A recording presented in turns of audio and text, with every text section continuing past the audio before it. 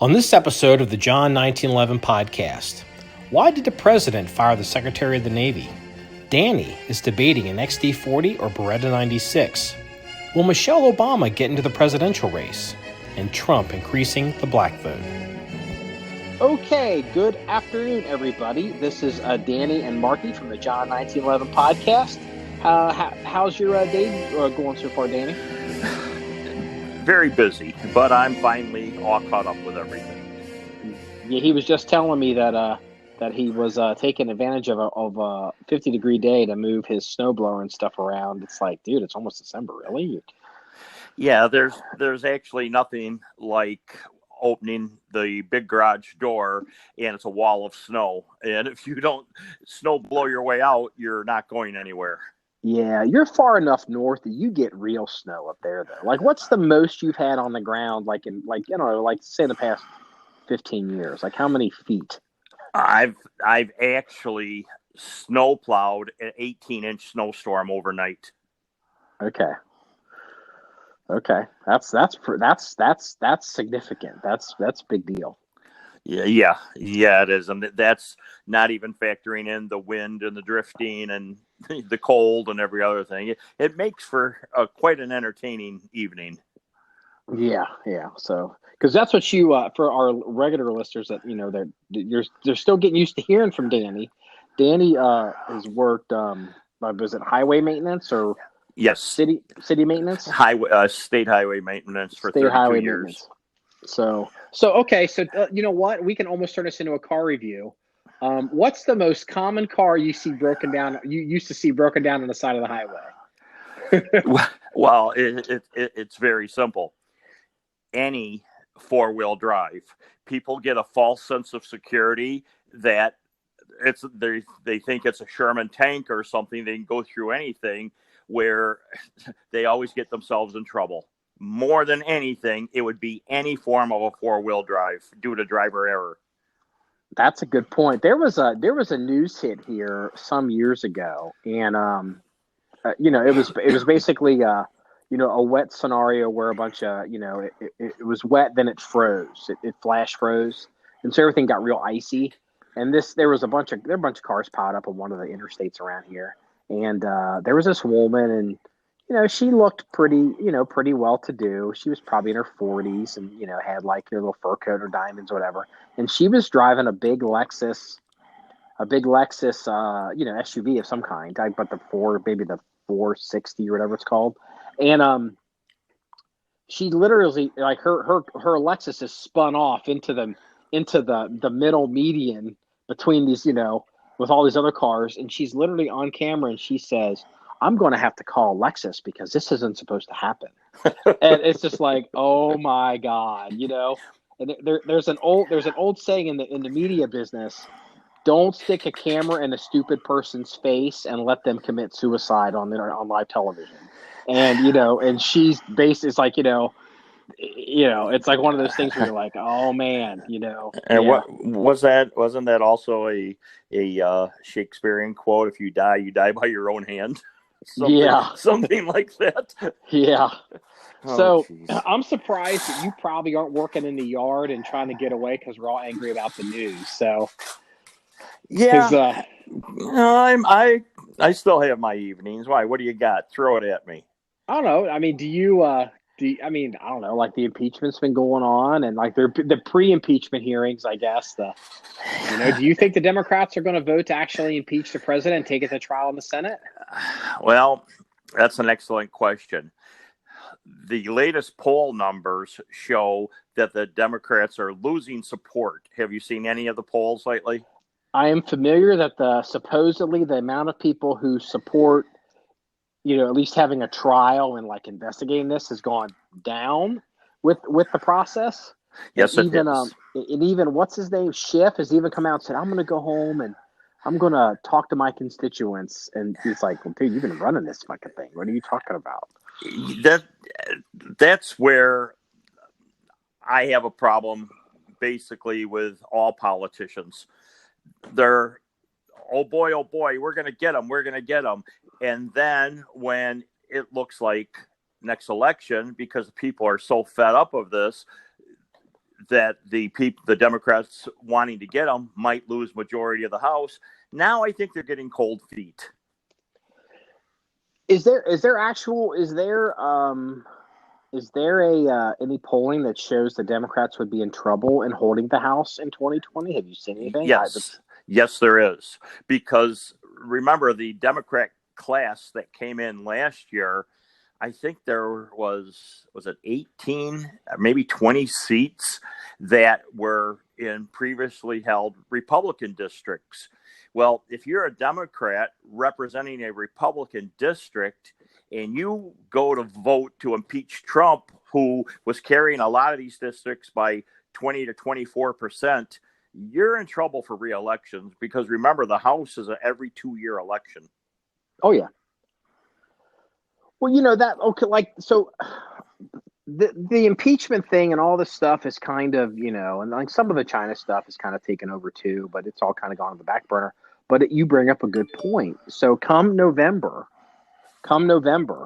when Donald Trump's running for re-election and all the House seats are up for re-election, Donald Trump's going to get up there and he's going to talk about saying, look, we have negotiated the USMCA, the United States, Mexico, Canada trade agreement to replace NAFTA. It's good for America. Canada is on board with it. Mexico's on board with it. The auto unions are on board with it. Suppose the Democrats are on board with it. I'm on board with it. Why isn't this passed? Very good point. And that's going to be devastating. Well, the old saying is people vote their pocketbook. And exactly like you had just mentioned, you have this bill ready to be forwarded to the president's desk for signature, and all the Democrats are focusing on is impeachment. This is actually the most do-nothing Congress in my lifetime that I could remember of getting anything done. It is, yeah. Okay, so I guess, here's the question. So do you think the Democrats think they're going to beat Trump in 2020? No. Why else would they have this, I can't even say 3-year, more like 4-year, since he first announced he was going to run, attack on him constantly? I mean, if you look at it this way, if you start with Stormy Daniels, you start with the Russia hoax. Now it's the Ukrainian hoax. It's the Kavanaugh confirmation hearings. Anything that Trump has tried to further his agenda with, they have been trying to get Trump at. So people, I feel, are saying enough is enough. They're fed up with it. And that's why these most recent poll numbers are showing a shift away from the wanting of the impeachment. That's why I think people like Adam Schiff and a few of his cronies are rethinking their positions on this, because no matter what, numbers don't lie. Well, it's interesting because, Nancy Pelosi warned everybody that we don't want to do. She warned the Democrats, like, we don't want to do this. This is not the direction we want to take. And they kind of, like AOC and all these people, they hammered her. And basically all of a sudden this process started. All of a sudden we're having impeachment hearings. Correct. And Pelosi gave in to those people, thinking that they were the new mark of the Democrat Party. Well, it's going to turn around and bite them in the butt. I really feel this. People are just at the fed up stage. Well, it was interesting because Rasmussen came out with a poll a couple days ago, maybe 2 days ago. It could have been very early yesterday. And a lot of people just freaked out and said it was fake. But Rasmussen and somebody else that's saying, I don't remember the exact numbers, but it's not the black population, but it's the expected black voter, like voters that are expected, African Americans that are actually expected to vote in 2020 as opposed to just talk. They're saying that, is it 40% of maybe registered black voters, 40 or 60% of registered black voters are planning on voting for Trump. That makes one hell of a chink in the armor of the Democrats' core support. Hey! Now we can't say the word chink. What do you think you are? I know you're new here. Yeah. Well, I'm sorry, but that phrase has been around. Yeah, I know. Okay. Well, we'll watch our PC, our political correctness. I'm just giving you a hard time. Oh, you always do that. Danny's still trying to get used to talking on the pod, and he's doing fine. So, speaking of the House election, did you see where George Papadopoulos is running against that, running for the vacant Katie Mills seat out in California? So George Papadopoulos thinks he has a lock on the bisexual female bisexual vote. I mean, it's like, okay, I guess. I mean, look, be careful with your political correctness now. Oh, I don't care. Oh, dude, we so are not having sponsors. I mean, George Papadopoulos. It's like, okay, sure. I mean, no disrespect to George, but well, he will not have a problem with name recognition, so he's saving money there. That's a good thing going in his campaign. Number two, like I had just mentioned earlier, Mill's seat that she won was from a Republican district.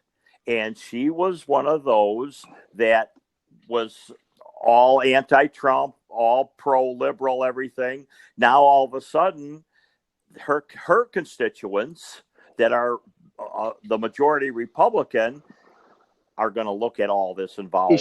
Is she from Orange County or is she from upstate? Do you recall? Because Orange County was always like a Republican, bastion in Southern California, but it's been changing. From what I understand, a small fraction of her district is L.A. and then surrounding suburbs. But she's Orange County. She'll be Orange County. Yeah, I'm not familiar with the geographical area of California. Here's the thing. Here's a Cliff Notes version. If you're in Southern California, if you're basically around LA and it's a Republican area, you're in Orange County. That's basically it. I mean, look, George Papadopoulos. Okay, sure, fine. They just run him through the ringer, what they did to his ass.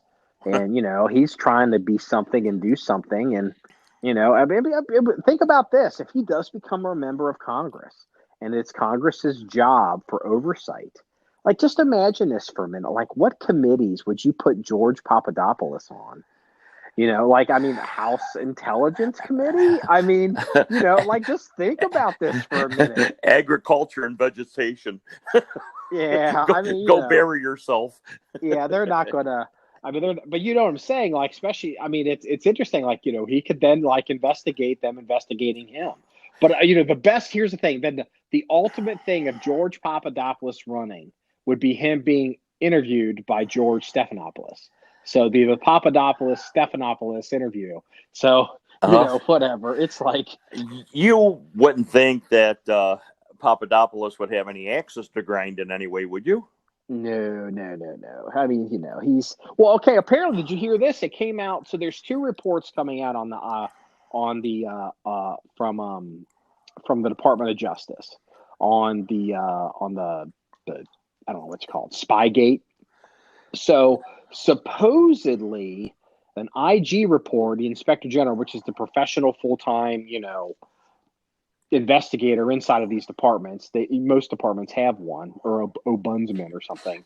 And the IG report basically says that while there were some errors made and some unusual things that happened in getting the warrants to the FISA warrants. So the FISA warrants, that a lot of it, was legit. Like, it generally was okay. I wonder if he has loyalties to other things.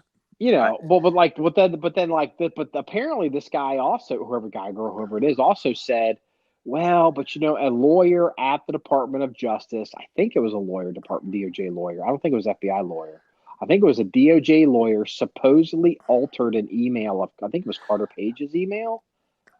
But it's okay. It's the general gist of it was all legit. It's like, dude actually altered the evidence of an email, like rewrote something in an email to make this easier to get through. You would imagine. He embellished it then. Yeah, I mean, who knows? I mean, maybe the thing is, but you can already see the moves by you call it the swamp, that they're protecting themselves. From like, nobody's going to jail for this. It's like, I remember I used to tell Freeze, he's like, Eric Holder's going to jail for like Fast and Furious and some of this other stuff. It's like, no, he's not. You're not going to put the first black attorney general in jail. Guys like, Eric Holder doesn't go to jail. And here's the thing. Like, anybody that sits around and thinks that, well, you just wait. There's going to be, these huge, there's going to be a come to Jesus moment. There's going to be accountability. I love this phrase. Whenever you see a politician or pundit in Washington, especially a politician, say, we're going to hold those responsible accountable. I love that phrase. Accountable somehow never means go to jail. Accountable to whom? Yeah, accountable is just, that's like Obama would always say stuff like that. We will hold those people accountable. We will hold, those, if there was wrongdoing, we will hold the offenders accountable. Or I didn't even say offender, but it's double talk. Well, Trump did hold the Secretary of the Navy accountable for his actions. Dude. You don't piss off the boss or the boss's boss. A second person removed, but he did it. Supposedly, the Secretary of the Navy was trying to cut a deal with Trump directly. And from what I have read and heard, saying that Chief Gallagher would be able to retire with his Trident, and that the influence of the outcome of the trial would be set in stone, basically. Well, the Secretary of the DOD got pissed off about this because the Secretary of the Navy circumvented it. So, yeah, there's a couple things to unpack here, and some of it I'm going to really tread on thin ice here, especially for like our demographic, because I'm going to say things that I don't know are true, but it's just observation and supposition on my part, and some of it's not going to be positive for the Navy SEALs. But so here we go. There's two issues here, which I think is fascinating. The Secretary of the Navy, Eddie Gallagher, Donald Trump, and Twitter, first of all. So since time immemorial in military circles, there's always been a conflict or a gray area of when you receive an order, and then you have to interpret those orders. And I mean, this was true on General Lee and General Meade at Gettysburg both had to deal with this problem. The commanding officer issues an order to do X, Y, or Z, or react to 1, 2, and 3. Then the person that's receiving that order has to make a decision, and if it's not clear as X, Y, Z, or 1, 2, 3, which way to go or what to do, you usually have to default to what you call the commander's intent, and I'm using quotes here. What was the commander's intent in issuing this order, to kind of figure out, where we're going here. So Trump, I believe, pardons Gallagher. Gallagher is brought up on a bunch of charges, and it all falls apart. Gallagher did some stuff that even in court that it's indisputable. It's not something to be proud of. So that's the opening. There's a clue where I'm going to go with some of this. So, but they ultimately, all these charges, and they only come down to one charge where he took a photograph with a dead ISIS fighter. And they got him on that as like it's a lower level charge. And so they were going to, drum him out of kick him on his rank and drum him out of the service. Well, Trump decided that, this is bullshit. So Trump decided to issue, my understanding is, a pardon for Gallagher. And then, so he's cleared of all crimes. And Trump says he's going to, come up in rank and he'd bring back his rank. He can retire. There's no reduction in rank. There's going to be no problems here. And so, and he told the Navy, they're like, we have a process for doing certain things, and we want to have some hearings or some administrative accountability here. And he's like, he's fully reinstated with the way he's supposed to be. But they're also progressing with a hearing. What was happening was senior leadership in the Navy. Now, there's some question as to who. Secretary of the Navy was one. But, there's some question as to whether it's a certain admiral or some other flag officers, involved in some of this. They were also wanting to administratively deal with Gallagher in their own way. So in the past, if you are Chief Gallagher and his lawyer and on Team Gallagher, and you're dealing now with assistant secretaries and flag officers, that's the big wall in front of you. You don't generally, once the president has turned his eye away from you and has now moved on to managing the rest of the planet, you're now stuck dealing with the big bosses here, which are the flags and the secretaries. You've got nowhere to go. You're at their mercy. Well, this wasn't necessarily going in Gallagher's way. And the people around Gallagher and on his team were able to look at Twitter. Trump is on Twitter saying, no, my intent is this. He is to get this. He is to get this. He's to get, and be this position. And they're able to look at Twitter and basically make the argument commander's intent here. You can't nickel and dime me on some process crime because the commander-in-chief says, fully reinstate me. And so what happened was the Secretary of the Navy and possibly this admiral, two things pissed off Trump. The first one was on Wednesday or Thursday, an article hit the media that said supposedly Secretary of the Navy and this particular admiral are threatening to resign if Gallagher is not drummed out of the SEALs. He can stay in the Navy or maintain his whatever, but they're supposedly threatening to resign. And, now Trump is like, what the fuck? It's like, wait a minute. A commander-in-chief is now faced with this idea that his commanders could be, and his subordinates are resigning in protest over his behavior, or over his decisions, and that makes him look bad. Now and that's publicly showing that there's dissent in this department. That's the first red flag.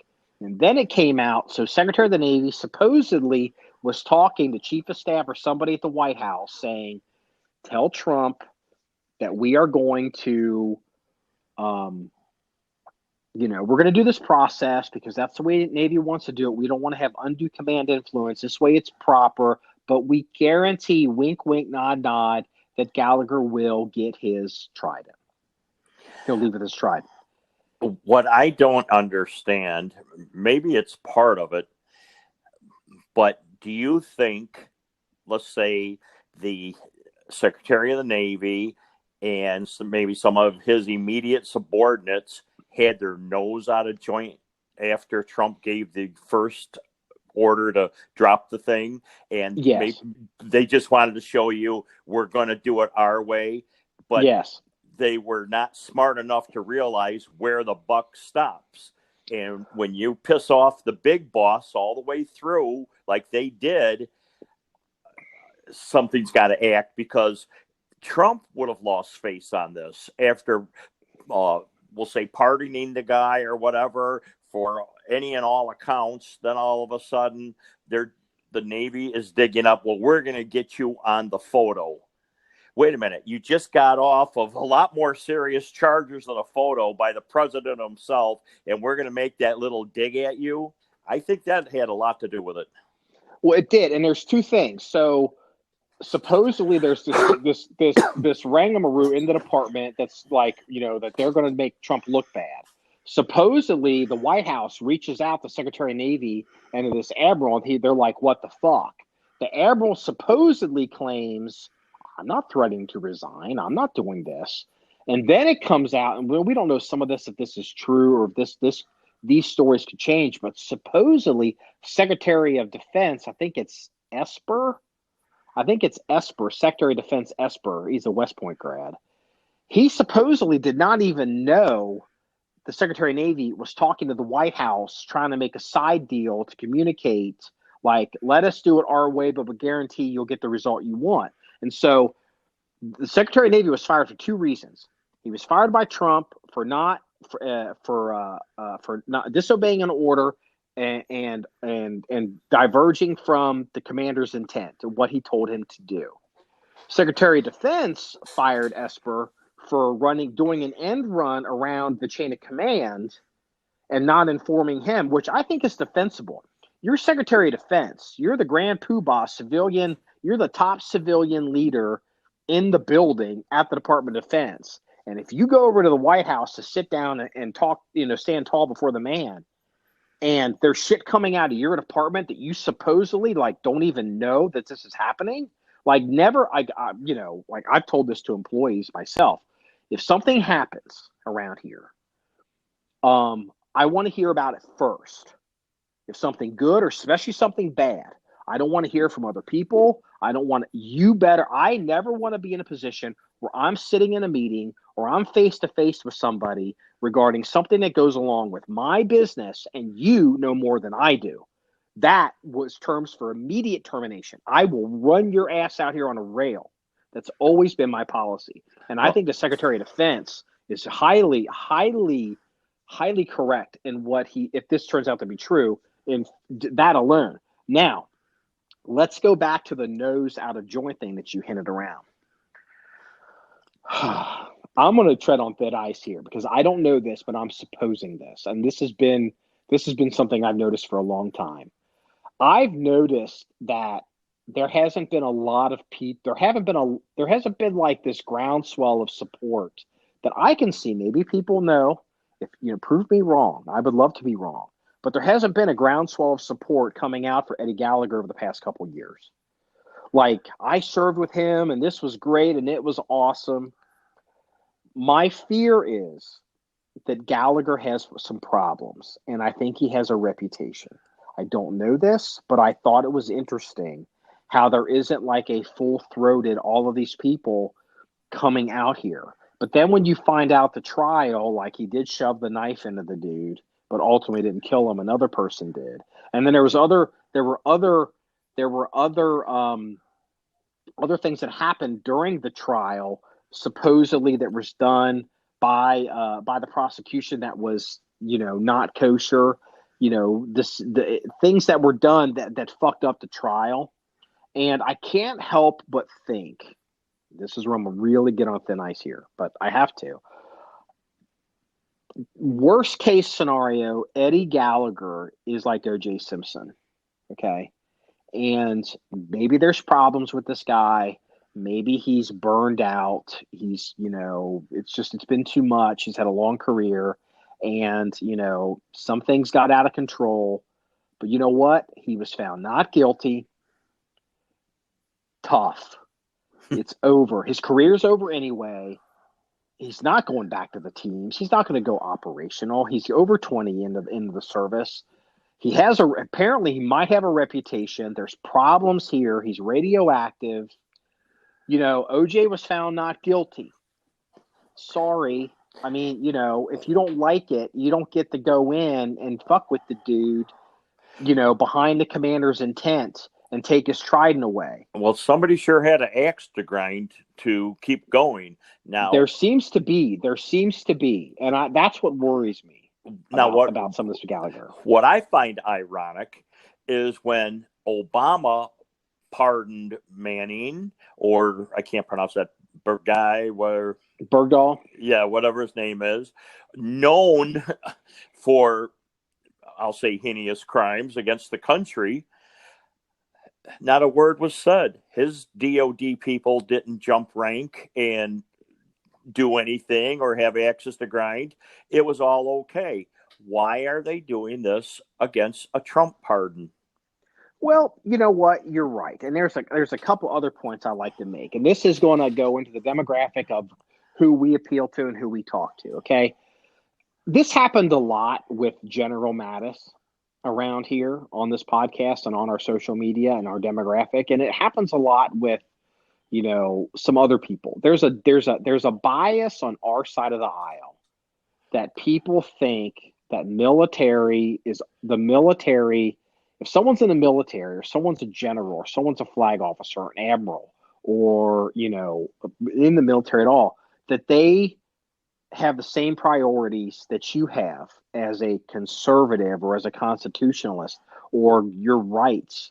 It never ceases to amaze me how many times generals who people go, this guy's great. They don't know who this guy. Like Admiral McRaven's a perfect example. Okay, Admiral McRaven, the admiral in charge of the Navy SEALs during the Obama raid. Everybody was like, he's so awesome. Everybody's buying his books and like the key to being successful in life is to make your bed in the morning. And then all the people on our side of the aisle are shocked to find out he doesn't think you should own an AR-15.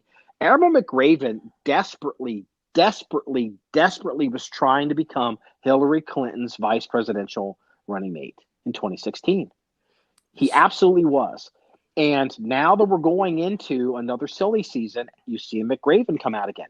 Stanley McChrystal, Stanley McChrystal, who was the commander in Afghanistan, who got in trouble for Vice President Biden, talking about Joe Biden. He's a Democrat. Doesn't think you should own an AR-15, doesn't think this, doesn't think that. And what's happened is people on our side of the aisle, and I'm going to talk about conservatives in general, they set themselves up for failure because they want to assume, they want to hope and dream that the military and the DOD and generals and colonels and all these people are not politicians, that they automatically just somehow are on your side of things. And every general is a politician. Tell that to Truman and MacArthur. Yeah. Well, but also, look, our side complained about Obama and Bergdahl and Manning. There was plenty of people howling about it. But the way our Constitution is set up, and this is where our Constitution is set up, the president is the commander-in-chief, that the military is run by a civilian, an elected civilian, okay? And so at that high of a level, politics are important. There can be political accountability, of the military to the civilian population, to the constitutionally elected, government, that that bureaucracies and these infighting and these generals and these admirals, that if there's shit's out of control and people are getting fucked, that the commander can come in, who's an elected civilian, ultimately can go, no, this will stop. No, you will do this. No, you're fired. And it's, Trump can tell them, reinstate Gallagher, give him his fucking trident. He's going to get his full fucking pension. He's not going to get reduced in rank. Do what I say or I'm going to run you out on a rail. Just like Truman could tell Douglas MacArthur, stop trying to tell me that I need to drop nuclear weapons on the Chinese fuckface. Yeah. You see what I'm saying?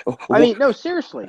Yeah. Well, what's a 38th parallel? I don't know what you're talking about. Yeah. It's interesting how people kind of gloss over history. Okay. It's like Truman, MacArthur is this beloved figure. But at the time when MacArthur was alive and functioning as a military commander, he didn't have, his reputation wasn't perfect in certain circles. It was like he was troublesome, he was arrogant, he didn't like Truman and Truman didn't like him, and he thought he knew better. And Truman rightfully fired MacArthur. He rightfully fired him, because from the standpoint of how our Constitution works and our government works, if you don't like Chelsea Manning getting a pardon or whatever she got, like a partial, whatever it was, if you don't like Bergdahl getting whatever, you know how you solve that bullshit? Fucking 2016. Vote somebody else in. That's how it works. Well, my analogy has always been, you had the two you just mentioned, and somewhat of spies and giving away secrets or whatever. Then you have Snowden that had to flee the country. So where do you draw the line of what's acceptable and what's not? Well, one thing, here's the thing with Snowden in particular, at least in terms of this conversation, Snowden is not in the military chain of command. And so that's just that's a title. He's like a Title 50 guy. I could have that wrong, but I mean, it's, yeah, I mean, the Gallagher thing, it's, but I think it's interesting, but to go back to Gallagher and Trump is, Trump has Twitter now. And every president going forward has Twitter. And so, I mean, it'll be interesting to see when Trump's gone, is the next president going to be on Twitter every night at 9:00, rage tweeting about something he sees on the news? Or like, here's the thing. Donald Trump gets on Twitter and yells. It is perfectly conceivable that Trump could get on Twitter and be like, "You fucking assholes at the Department of Energy, fuck you, fuck you, fuck you. I want to fire your asses." Whereas everybody can see this. Everyone knows what he's actually thinking, and we've never had that before. And Twitter played a very critical part in this Gallagher story that nobody's talking about. Yeah, well, since we're on politics and we've been on it, just a couple of quick questions. Do you think Michelle Obama will run now that Bloomberg's jumped in at the last minute? Here's the thing. I saw those grumblings supposedly about Michelle Obama running. It's mostly coming from Tucker Carlson, I believe. But, again, Tucker Carlson's in the Beltway, so he may know something that we don't. Here's my first thing. Michael Bloomberg does not get into the race if he thinks Michelle Obama is going to run, number one. So he did not think she was going to run. Michael Bloomberg's getting into the race because he doesn't think that Biden's going to get in. And there's a lot of people in New York City that work in finance that are scared shitless. It's not even about whether Trump gets it or not. It's about whether the Democratic Party is going to be communist or not. Right. We have talked about that before with my son and reverting back to that. And that's a whole, let's just say Wall Street and the financial industry will not be happy if a Democrat gets in, especially Mrs. Fake School Warren. They hate her. Oh, they hate her. Oh, and did you see that video? It's like a black school choice woman. It's like, you sent your kids to private school. And she's like, no, I didn't. My kids went to public school. And what's really interesting about Warren what happened with that is, okay, school choice and teachers unions and all of this. It's like a Republican not having a prepared answer to talk about the AR-15 or to talk about, the 30-round magazine. The bullet button. Yeah, I mean, it's like, but it's like you're on the Democratic side of the aisle very early on. You have to figure, even if you're not a serious candidate, it's like, look, hey, Danny, I'm running for president. And I very, very quickly, you and I are talking about this. We got to figure out what my position is on guns because I'm on the right side of the aisle. Elizabeth Warren is a fucking school teacher. And she doesn't even have a prepared position to deal with the teachers union, school choice. So Elizabeth Warren's position is, I don't know what her motivation exactly was, but I would assume that at some point, one of Elizabeth Warren's kids went to public school for 5 minutes. Like, oh, they went to public school for first grade or the preschool or third grade when we were whatever. And then it's like, so she can say my kids went to public school. It's like, that's not going to fly. You're not going to survive vetting on that. Well, that was apparent last month when the Chicago teachers were on strike, and she flew in to be seen with them. It was a photo op at best. That's all it was. And the local press went gaga all over Elizabeth Warren's in town. But I know people that were on that strike line. They said she didn't have a clue. She was just there for the photos. Sure she was. I mean, the teachers' unions and the International Federation of Teachers or whatever it's called.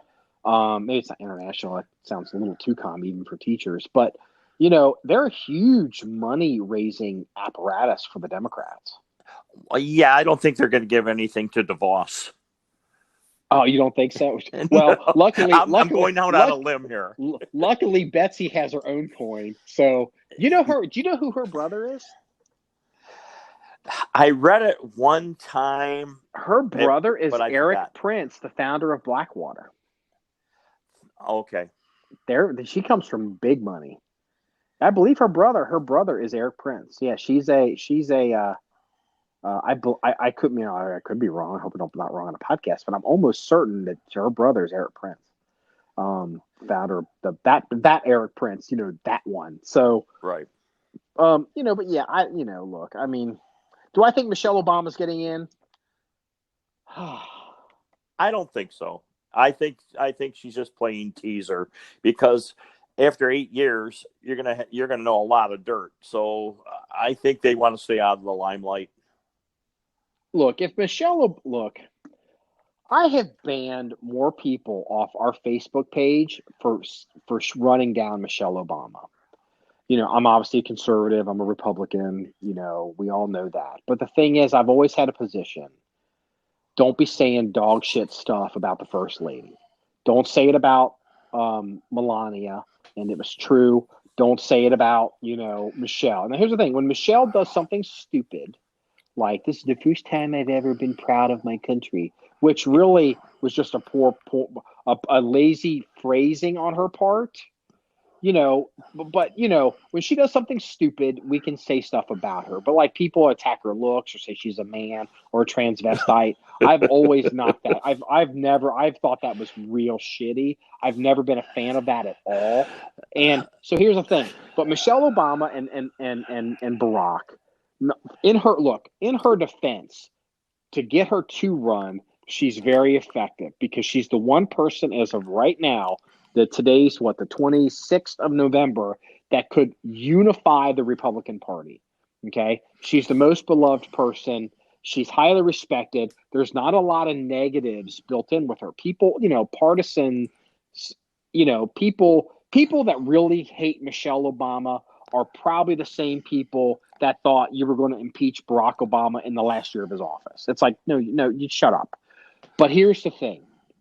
Michelle Obama has the same problem that Hillary Clinton had, and it's the warning that the slave putting the crown isn't on the Caesar's head after the triumvirate in Rome, and the city loves the return of the conqueror, and everybody's just fawning over, and the warning of the slave whispering into the ear of I think it was Caesar saying, all glory is fleeting.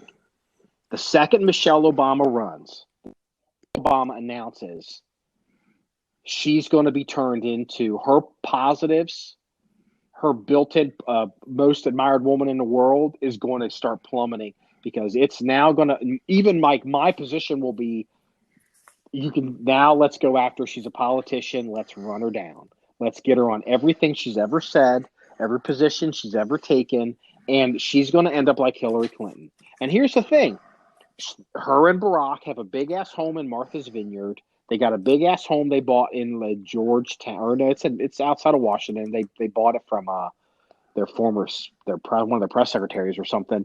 Like, look, They're making a ton of money. They're universally beloved. First black president, probably end up on Mount Rushmore at some point in their lives. And for the next, I don't know, the next 30, 40 years, Democrats wanting to run for president or to be people in the Democratic Party, it's going to be, well, we got to go and have lunch with Barack and Michelle. You know what I mean? Like, Right. they'll be the kingmakers. They could be above it all. They can have great lives, tons of money. And if she runs for president, if she buys into the same bullshit that the Clintons were selling, that, you get 2 for 1, you vote for me, you get Hillary. It's going to be, we get Barack all over again if you vote for Michelle. No, you're not.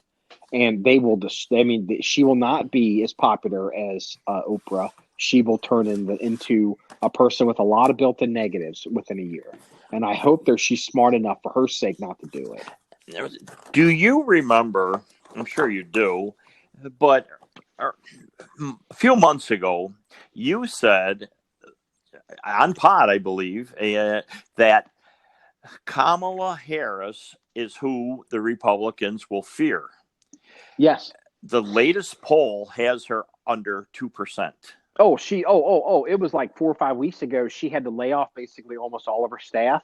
Kamala Harris went from being the one, like, I'm glad you brought her up, because what Michelle Obama is today, let me say this again, on November 26th, 2019, what Michelle Obama is right now, a well-respected, unifying, she checks all the boxes, attractive, educated, female, minority, well-spoken, educated, like all of it, could bring in big donors. That's what Kamala Harris was. Attractive, educated, female, minority, California, lawyer, prosecutor. She's going to be the one. Everybody was like, she's going to be the one. And Kamala Harris went on the campaign trail, and she's awful with this shit. She's terrible on her feet. She's terrible extemporaneously answering questions. Watch how you said she's terrible on her feet. Does it mean something else? But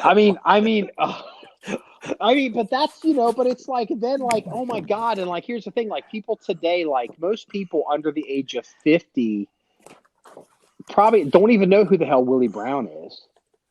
They don't know who the hell Willie Brown is. And like that old man is coming out, and I had forgotten about him. And he was even coming out kind of lighting her up a little bit, because she basically was fucking him. And that's how she got her start in politics, because he was like, was it in San Francisco? He made her, something in the city, and it was his side piece. Whereas today, like if a politician promoted his side, literally he was married to somebody else. If a politician put his side piece in as like the county prosecutor, I don't even remember what the hell he did, or got her as a job in the prosecutor's office. I mean, it would be a huge scandal. It would. And that was like, where she went from, and I didn't know that about her. And that's where she went from being, she's the one, New York and LA and, Hollywood loved her, to basically being a whore who can't talk. And this sucks at this. And I hate to say it like that. I hate to use those words. I don't mean that. But and here's why. She was the Democrat when this all started that I feared the most as a Republican. I was like, oh, shit. She's going to be the one. Watch the fuck out. And I'm so glad she's destroyed herself. Well, and it's also a classic case of her past, non-sexual, voting records, promoting how she put all these people in jail for marijuana and drugs, but yet she comes out 2 weeks ago and says, "Oh yeah, I smoked marijuana in school and things like that." It was more than a couple weeks. More than 2. Or whatever.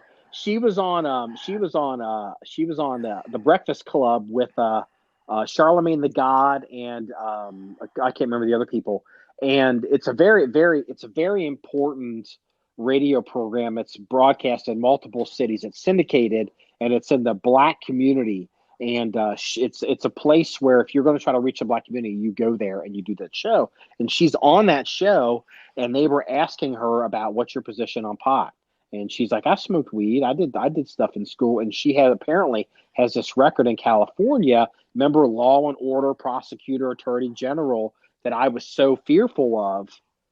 Well, Tulsi Gabbard eviscerated her on stage with that. Tulsi Gabbard got her on that. Yes, she did. Even though she's a Democrat, I actually like her because she speaks her mind. Well, you know what? Tulsi Gabbard, people on my side of the aisle who like Tulsi Gabbard don't know anything about Tulsi Gabbard. She's in the military. She's attractive. Tulsi Gabbard's attractive, just no two ways about it. She questions interventionist foreign wars. And everyone's like, okay, interesting. And she shows up on Tucker Carlson and it's all great. But here's the thing. Tulsi Gabbard believes in nationalized health care. Tulsi Gabbard will probably take away your AR-15. Tulsi, what else is she basically in favor of? I mean, she's not that far off. I mean, she's not a libertarian. She's not Rand Paul. The reason Republicans who casually like, oh yeah, she's interesting, they don't know anything about her. Right. They know very little about her. And just like how Kamala Harris, oh, she's interesting. I hope she doesn't catch on. If Tulsi Gabbard were to get the look, because that's the thing. The Democratic Party. Okay, let me ask you this, Danny. Who's the Democratic front runner as of November 26th? May as well pick the lottery numbers. That's the point. Who's the front runner? They can all. Yeah. Well, let's go over let's say the top 3 or 4. Biden, he's getting eaten alive, and that's not the question. That's not the question. If the Democrats if the convention was held today, based off votes of delegates in the states, who gets the nomination today? No, this is a mathematical question. Okay, Mayor Pete. No, it's Biden. Mathematically, Joe Biden is still the front runner. Even with all the baggage that's coming out now? Yes, but here's what happens. Okay, so they're like, Joe's getting old. He's got the bleeding eye. He's good. Like someone had an observation about Joe Biden. He has a 4-sentence problem. It was a liberal newspaper basically said when Joe Biden starts talking, he's good for about 4 sentences, and once he gets to the 5th sentence, it just rolls off into like the ether. He just trails off into nonsense. So here's what happens. They're like, okay, so who was it first? It's like, well, let's look at it was Kamala Harris. She started to get the look, and then it was wham, wham, wham. As soon as she gets a look as a front runner, boom, she's down. Then it's like, then it was who was after Kamala? Who got the look? Cory Booker? No, Booker. I can't. But there's a good question. I can't remember who it was. Then it was somebody else. Bam, they get knocked out. Then it was Elizabeth Warren, and remember Elizabeth Warren, Pocahontas. Then it was her whatever. Then she comes out with this. She gets the look, and you start getting into her. Can she be the front runner? Because everybody was saying looks like it's going to be Elizabeth Warren. That was 2 weeks ago. That was 3 weeks ago. Elizabeth Warren is not going to get the nomination if it was held today. They called her $50 trillion healthcare plan the longest suicide note in political history. She's not going to get the look. She's out. That's why Bloomberg got in, because it's Joe Biden. And as much as Democrats don't want to admit, it's Joe Biden who, and all Joe Biden has to do is not lose, and he's going to get the nomination. Unless they go to the convention and it's a brokered convention. I think that if the Senate has the hearing, if they do get handed the Democrat articles of impeachment from the House, I think Biden will be torn down completely. That's an excellent point. And here's another point to prove why that would happen, because I forgot about that. Right now, the investigation, the hearings in the House the House is controlled by the Democrats. Adam Schiff was controlling the committee. The whole process is run by the Democrats. They're disallowing certain witnesses that the Republicans want. They're bringing in people to bring in narratives that they want to do. But who runs the House or who runs the Senate? The Republicans. The Republicans run the Senate. So what happens is the Republican Senate will write the rules of how this trial is going to go.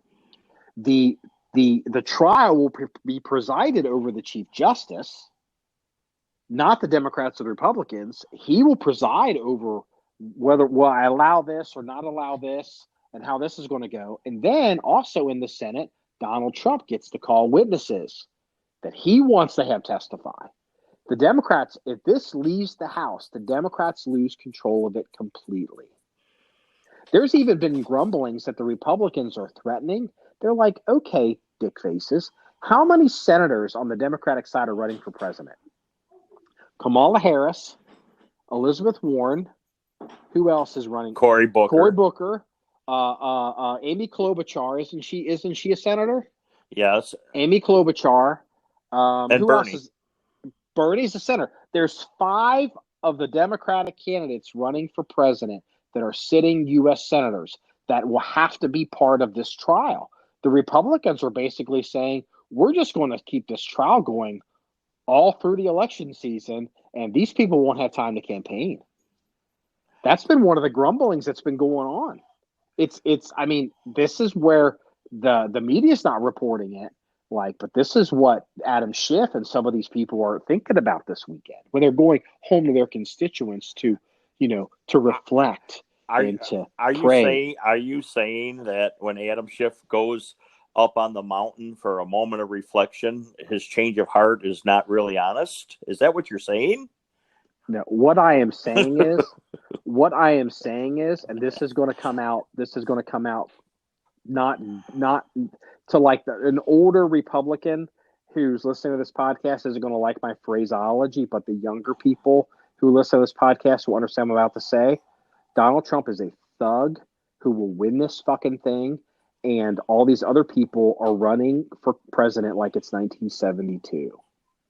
And it's like Joe Biden's campaign was on Twitter yesterday tagging Donald Trump. Hey, we're waiting for your tax returns. What do you have to hide? And it's like Donald Trump's like, fuck you, hippie. It's like, that was giving up your tax returns was something that I think maybe did Nixon start doing that? There is no law that says you must show them. No, that was something that was done. I think Romney's father did it when he was running in the 70s. Mitt Romney's dad ran for president. And he's one of the first people that released his tax returns because he wanted to get the idea of like, oh, dirty rich people aren't paying their fair share, and those arguments. But your tax returns are considered some of the most sacred and private things out there. And remember this. Now, all this dirty stuff that goes on now that people are complaining about Trump or whatever, let us not forget Senator Harry Reid, who was the majority leader in the Senate during the 2012 presidential campaign, got on the Senate floor where he was totally immune. He has full immunity to say whatever he wants. And he got up there and he said, the word on the street is that Mitt Romney doesn't pay his taxes because he supposedly had inside information from the IRS. That became a huge story. Romney doesn't pay. I remember that. Bain Capital and all this. And after it all finally came out, and Harry Reid's in Nevada, and they asked him about it, and they asked him about, all this, and like all the shit he had said that turned out not to be true about Mitt Romney. Harry Reid looked at the camera with his one good eye, and he said, well, Romney's not president now, is he? That's true. That's what got us Donald Trump. And everybody knows it. Well, speaking about Romney, he is the biggest rhino in politics. I hate Mitt Romney now. I can't stand him either. I mean, if you're telling me that it's not sour grapes on his part, I'll call you wrong all day. He hates Trump. He's a son of a bitch. Romney is like Jeb Bush, and he's a son of a bitch. And I'm sure Mitt Romney is the nicest, sweetest, most decent man. I mean, he could have a key. You know, I would give him a key to the armory. Like, it'd be fine. But Mitt Romney is a politician. He's a baby kisser. He's the son of a bitch. And it's like these guys, like Bill Kristol and Mitt Romney, basically their argument is that, you know, the old guard GOP knows what's best. How dare the American people elect somebody that can question foreign policy or whether how we should do things around the world. We don't have yeah, you can vote around the edges, but you know what? Whether it's the old guard Republicans or the old guard Democrats, and the foreign service officers, we know what's best. How dare you? And guys like Mitt Romney and Bill Kristol and some of these other jokers can't even look in the mirror because they're betraying what the republic is supposed to be. Because much like the Democrats witnessed at the hearing last week. Yeah. So, well, you know what? We haven't talked about anything gun related, and I got to get off here soon because I'm going to have him drop this signal, but. We have some custom barrels coming in for the R8 project that I have to go pick up from the FFL today. So, are you going to shoot a video? Do you have any Black Friday gun purchases you wanna talk about before we get off? Yes, I do. I'm wanting a 40 really bad. Dude, you can get a 40 anywhere cheap. Oh, I know. And I told my kids that, hey, this is what Dad wants for Christmas this year. They're going on sale. So now I went out and at the gun store and I handheld a couple. I like the Springfield, the XD. I really do. I just, you know how when you grab certain guns, but when you grab another one for as far as racking and feeling right, and it just, that's what I want. Yes, that's the one I have on my list. So you would buy the one gun that isn't being surplus by police departments in 40. You're going to pay full retail for it, where you could get literally these companies have police trade-in 40s, like Glock 20, Gen 4s even, that, I mean, they're like $300 because nobody shoots 40. I'm M&Ps. Probably going to piss off or alienate some of our listeners, but I'm not a Glock fanboy. I had a brand new Glock 22 40, a Gen 4. I put 2 mags through it and promptly handed it to my son-in-law. I hated it. You know what? You did tell me that. I forgot. Well, if you've owned one, there's no point buying another one. No, I just don't like Glocks. And yeah, you're right. I could probably get the XD, but I'm also, you probably call me old school, but I also like the Beretta, the 96 but in 40. No, those are neat guns. There's a 96 like A1 theoretical that's got like a rail on it. I saw one of those at SHOT Show when I used to workshop. That's a legit gun. That's a well-made gun. Like, my advice to you would be, I mean, you know what, DASA, depends on what you want to do with it. But no, I'd like a Beretta 96, thumbs up all the way. If you're going to have to go 40, 96, can't go wrong with that at all. So, right, I like that. Like I say, I handle the other. I like the S&K, but the price, it's double of what any other 40 is. Yeah. So. Yeah. Well, only the elite shoot those, so I'm not elite. Oh God! All right. Well, we're gonna have to wrap this one up. Oh, really quick! You forgot to ask me about my buddy Prince Andrew. We'll save that for the next podcast because apparently Prince Andrew doesn't sweat. Well, so, I think he's got the the royal security doubled up around his house a little bit. I bet you Prince Andrew's sweating now. So, well, this wraps up episode 152 of the John 1911 podcast. If you want to see any stories, pictures, or links to the things we discussed, you can go to our website, john1911.com. That's JOHN1911.com. Remember, it's all about shooting guns and having fun. Everybody, have a good day. Bye-bye. See ya.